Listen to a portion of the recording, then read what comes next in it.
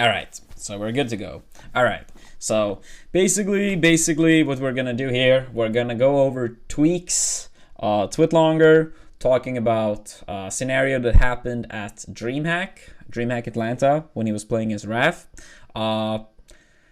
Before we dig into this, I want to say that I'm not really gonna like be taking sides, what is true, what is false. I wasn't there, so we're more so gonna talk about scenarios similar to this that can happen. Whether all of this is true or not, I'm not the one to judge.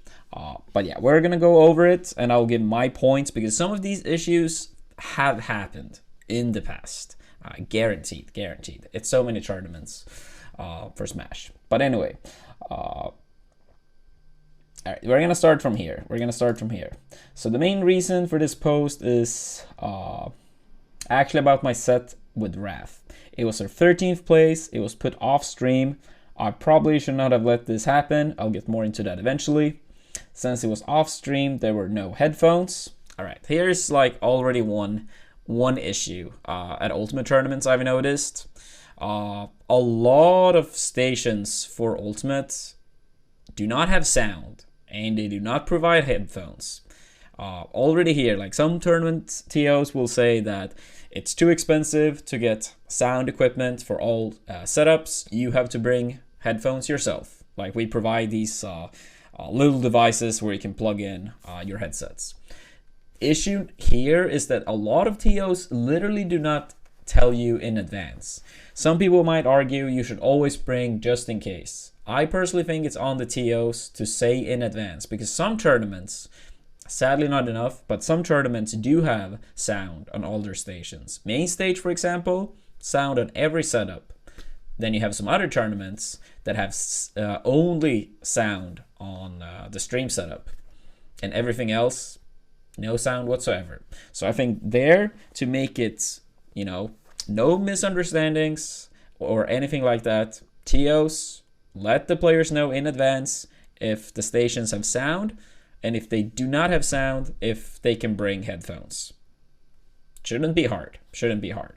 So I think so far, we're all probably on the same page.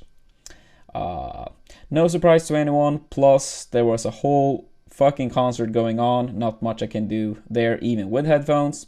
Yeah, I mean, some of these events, concerts, stuff, you know, like Dreamhack, not only a Smash tournament.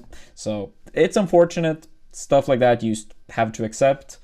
The set begins and I am being heckled and whatnot. I've been playing for a long time and I made quite a name for myself, so that's no surprise to me.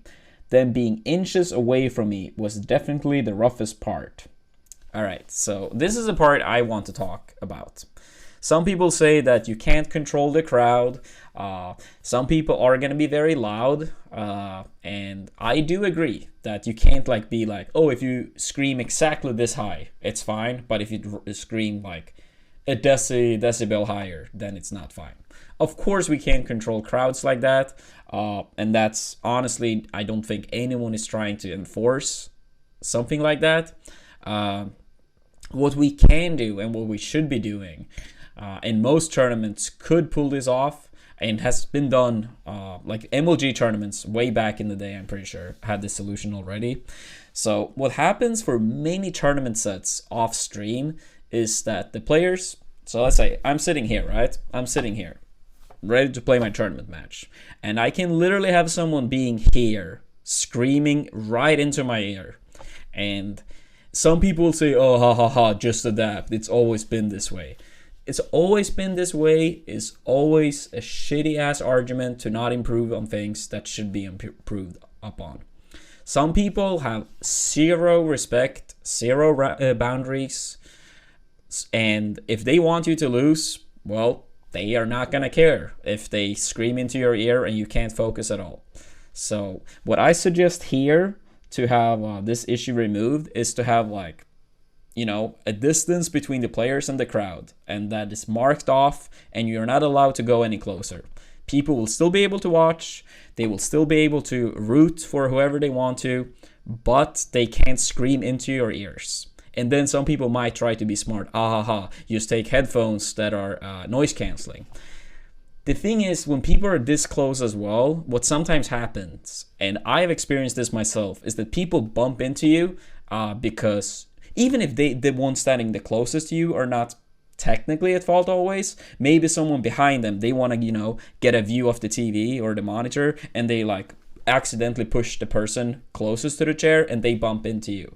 I've experienced many times people literally bump into me, and then I might miss a combo, an edge guard, or my opponent for that matter. So having this like everyone standing like an inch or two away from the players is horrible, both because you can like literally scream into their ears, which honestly is not obviously not good for the person in the first place, and then the whole bumping into players because everyone wants to watch. So marked areas, this is the closest you can be, and that's it. Some tournaments, sure, it might be hard to pull off, but mainly it's when tournaments are, how do you say, they have way too many entrants for the venue they have. At super majors and stuff, this should not really be acceptable these days, and most super majors actually, and majors for that matter, actually have enough space where this could feasibly be pulled off, but I guess since people haven't complained enough, it's not been fixed. So, TOs, I highly encourage you, for tournament matches, make sure to have exactly how far this distance should be between the players and the crowd. I'm not the one to judge. To say exactly 3.5 meters, but I think you guys understand the point. It needs to be a set distance, and people do not get to be closer. So yeah, let's see. What else do we have in here? Oh yeah, here we were. Being inches away from me was definitely the roughest part, but hey, I'm no stranger to that either. It unfortunately happens. Well, hopefully with this video, this talk, we can make sure that it happens less often at least. It definitely affected my focus since they were so close. That's just a fact, but it isn't the key issue here. Raph was being coached the entire time. This part, as I said earlier as well, I'm not really taking sides here. I'm not sure if the coaching happened or not happened, so I don't want anyone to like attack Tweek or attack Raph or whoever might or might not have coached him. But coaching mid-set, assuming it does happen, should not be legal. It should not be legal, and some type of punishment should be happening for sure as well. That can also obviously be discussed exactly what that punish should be, but mid-set coaching, absolutely not okay. But as I said, I'm not sure if it actually happened this time or not, so it's not really the point of the talk. The point of the talk is more that mid-set coaching, a lot of tournaments literally have it banned. So if it does happen, it's up to TOs to step it up and enforce rules. But yeah, Raph was being coached the entire time, verbally and physically. Not 100% sure what the physically mean. But the thing is also like, I think I heard it was something like getting like a massage or something. Whatever it is, with the distance between the crowd and the players, none of these things can happen. They would say when things would take my stocks, say when I was recovering, the usual stuff you've probably heard of for mid-set coaching along with heckling. Yeah, well, I already went over this a little bit, so not really more to be added. Complaining about stuff like this is kind of shaky because what can we really do about it? Well, honestly, I think complaining, sadly, is the way to go. It's sad because I feel like a lot of players are afraid to complain because it's bad for their brands. They get labeled as complainers. I know both me and Leffen have experienced this, other people too, that if you complain, people complain that you complain, and then they feel like, oh, this is boring, can you do something else? But the thing is, sadly, the complaining is what improves things. Sadly. I wish that was not the case, but it is. I've personally done a lot of complaining over the years that this is shit for this reason, and this is what we can do instead. Over time, some of these things have improved, and now they're set standards. Now it's standard to complain about it instead. And if a tournament failed to provide said service, then they get shit on by everyone, and it's accepted. But up until that point, complaining is can hurt your brand and stuff. But I still encourage players, attendees of all sorts, commentators, you name it, to speak up when something is not done properly. If people wonder, example, like best of 5 was an example for me. I complained about the lack of best of 5 for many years, eventually became standard, and then people are like, oh, we shouldn't count Evo as that valuable because it's not that much best of 5. When the Smash scene was not better at it for many years, and if you said anything about it, you were just labeled as a complainer. Anyway, point of that is complaining, sadly, becomes necessary for change to happen. But he was also being, massaged and shit mid-set. It was definitely a rough scenario for me. I figured if I said anything, the heckling would definitely get worse. Sadly, I do agree with Tweek in a sense here. If he complained on the spot, maybe it would get worse. You can always be like, oh, if he said something, it would get better. Some people would say, oh, if he said something, people would take that as like, oh, we can like make him mad, tilt him, whatever you want to call it. So I can understand where he's coming from there. So not too much of a point, like try to speculate if it would be better or worse. At the end of the day, the set is played, and yeah. I've been in this scenario before, so I didn't do anything.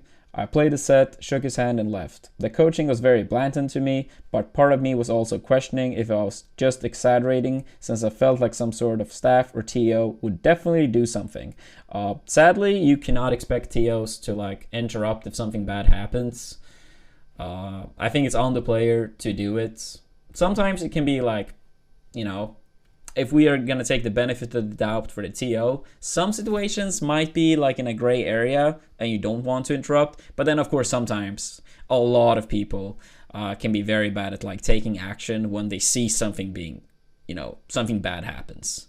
It can happen with like super extreme scenarios out in society. Something happens, people watch, and literally it's like, and then when people see like YouTube videos of this shit and like, why didn't anyone do anything? Very common concept. Very common concept. So yeah, encouragement. If something bad happens to you in tournament, like as soon as you can, you have to say something. So I felt like some sort of staff or TO would definitely do something, but then I realized the staff/TOs were in the crowd wanting me to lose, so I definitely should have stood up for myself. Yeah, he should have stood up for himself. I totally agree. Yeah, we went over that. Staff TOs, like, yeah. Honestly, I don't feel like we can really add much to it. So to sum everything up, my final set was off stream with no sound, along with point blank heckling and physical/verbal coaching mid set.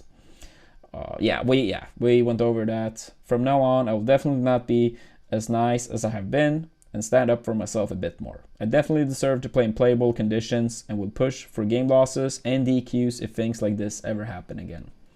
So I feel like we have gone over it. Marked areas, like set distance between players and the crowd. If mid-set coaching happens, we need to have set rules on what the punishment is.